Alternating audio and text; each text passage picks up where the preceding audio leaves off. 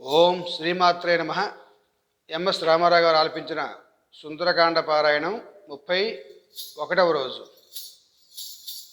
అన్నారావణ తెలిసిన వాడవు శాంతముగాన మన విని వినుమా, దూతను చంపుట ధర్మము కానిది లోకముచే గర్హింపబడునది.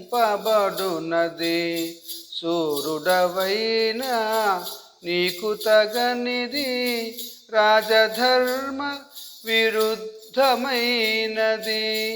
అని విభీషణుడు లంకేశునితో దూతను చంపుట తగదని తెల్పెను.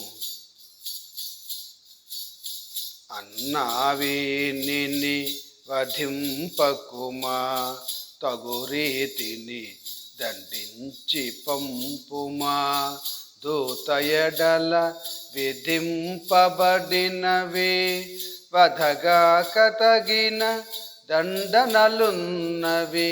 తలగొరిగించుట, చబుకు వేయుట, గురుతు వేయుట, వికలాంగు సేయుట అని విభీషణుడు లంకేశునితో దూతను చంపుట తగదని తెల్పెను.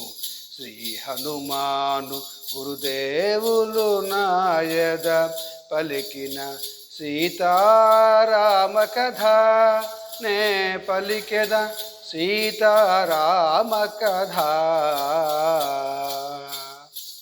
జై శ్రీరామ్.